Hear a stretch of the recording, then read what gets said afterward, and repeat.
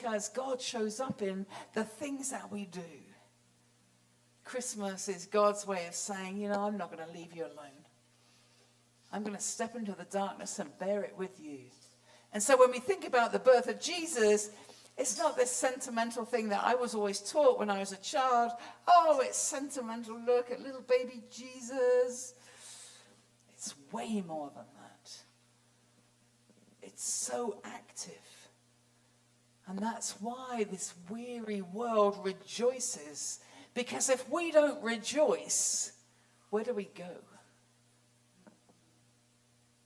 So what does it mean for us to live in hope today? We can live to counter that despair. So when somebody says to you, have you heard about this and this and this? And you say, yeah, but have you seen what these people did? Have you heard about what they did? We can counter despair. And when other people say nothing's going to change, we say God's still at work through the people, and we speak truth.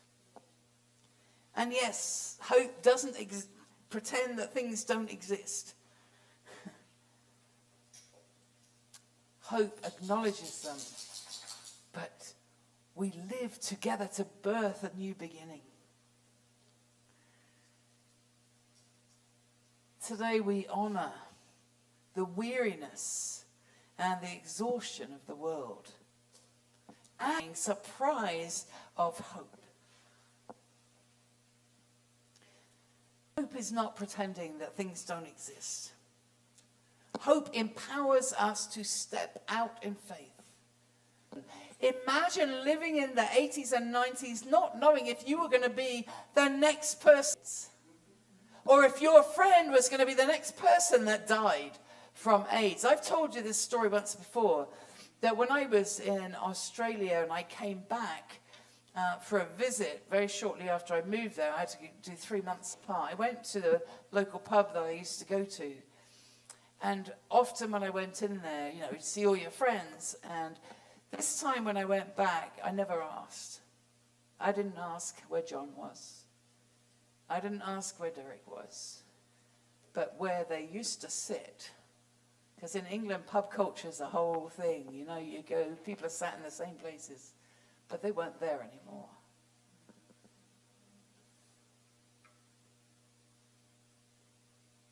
But we have hope. People lived through that, still had hope. They still worked, and they didn't shut themselves away. Hope. MCC was at the very core with HIV and AIDS. We can do that again now. We may not be living in that complete chaos that took over so much, but we are still living in a time that needs hope. And we can kindle that hope in other people.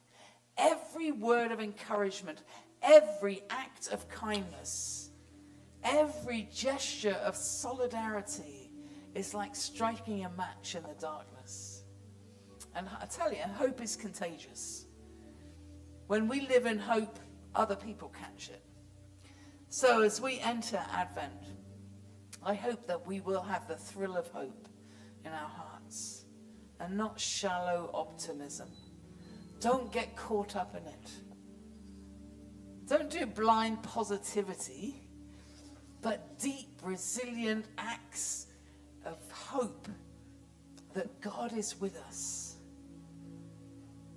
Love is stronger than fear.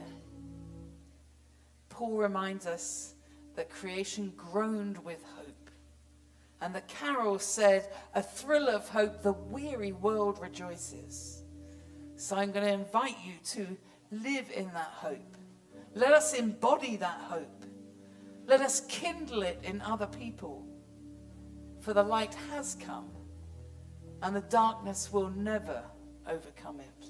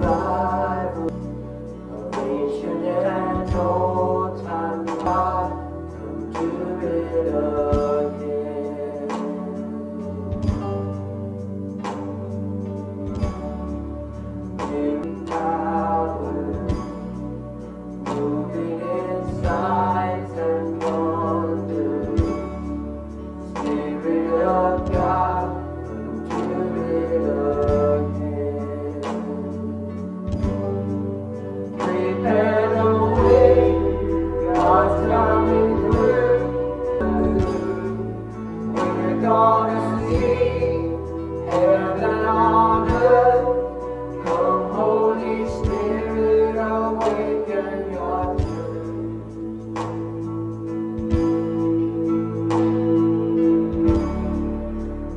You're just getting started.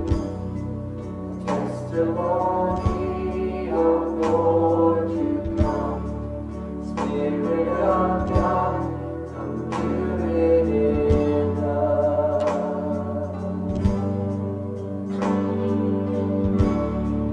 Join in the faith of heaven, and prophesy your kingdom here on earth.